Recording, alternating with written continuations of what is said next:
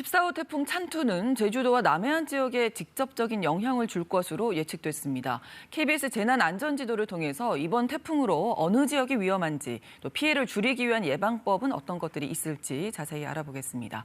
다시 KBS 재난미디어센터로 갑니다. 김덕훈 기자, 태풍 찬투가 빠르게 북상하고 있는데 일단은 제주가 영향권이라고 봐야겠죠? 네, 아까 방금 전 중계에서도 봤듯이 태풍 찬투는 현재 제주도에 초근접했다가 점점 멀어지는 상태입니다. 하지만 여전히 가장 큰 영향권 아래에 있기 때문에 주목해서 봐야 합니다. 먼저 제주도 남부 서귀포시로 갑니다. 서귀포시 남부의 남원지구부터 보겠습니다. 도료 주변으로 농경지와 거주지가 몰려있는 곳입니다. 배수시설이 부족해서 저지대로 빗물이 몰릴 가능성이 큰 곳입니다. 해안가에 있는 위미지구도 한번 보겠습니다. 이 지구는 태풍의 영향이 커지면 파도가 도로와 주거지를 덮칠 가능성이 큽니다.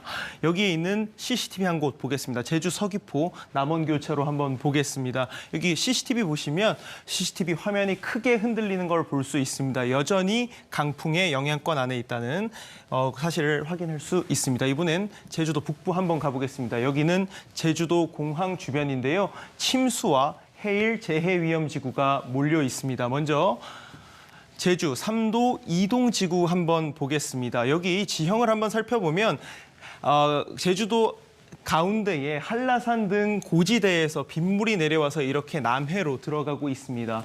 주로 밀물이 들 때 그리고 비가 많이 내려서 물이 내려올 때 이 지역은 침수 피해를 크게 겪습니다. 그리고 바로 옆 제주 탑동지구, 여기는 주택과 상가 밀집 지역의 해일 피해가 빈번한 곳입니다. 여기도 한번 CCTV 보겠습니다. 제주 탑동 사거리인데요. 여기 보시면 바람의 영향 때문에 도로 옆 가로수가 아래 위로 좌우로 춤추듯 휘청이고 있습니다. 마찬가지로 강풍의 영향 크다는 것을 확인할 수 있는 상황입니다. 네, 제주 지역 외에 태풍에 대비해야 할 위험 지역 또 어디일까요? 네, 남해안도 태풍으로 인한 강한 비바람과 침수 피해가 우려되고 있습니다. 경남 하동 해안가로 갑니다. 여기 대치 2지구가 상습 침수 피해를 겪는 곳입니다. 밀물 때 비가 내리면 물 빠짐이 좋지 않고 게다가 방조제까지 부실해서 바닷물이 땅으로 밀려들 위험이 있습니다. 이 주변 양포항 CCTV를 한번 보겠습니다. 현재 비가 완전히 그쳤습니다.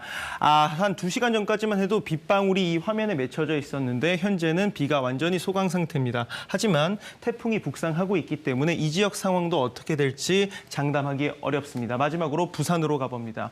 이 부산 여기 광안리 해수욕장이 있는 곳입니다. 이 지역은 식당과 상점, 주택가 등이 몰려 있는 곳입니다. 여기도 침수 피해가 있었던 곳인데요. 태풍 때 해일이 몰려오면 침수 피해를 가장 잘 겪는 곳 중 하나입니다. 바로 옆에 부산 수영만 지구도 마찬가지인데 과거 높은 파도가 들이칠 때 도로와 건물 파손이 심각했던 곳입니다. 특히 재난 대응에 어려움을 겪는 노인층이 많아서 각별한 주의가 필요합니다. 마지막으로 태풍 시 행동 요령 한번 살펴보겠습니다.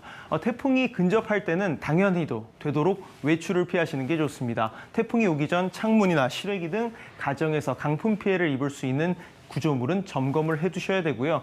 불가피하게 외출을 해야 한다. 이럴 때는 간판 등 5개 구조물을 각별히 주의를 하시는 게 좋고요. 운전도 가급적 피하시는 게 좋고 혹시라도 운전을 해야 한다면 비상등을 켠 채 꼭 서행하시기를 바랍니다. 지금까지 재난미디어센터에서 전해드렸습니다.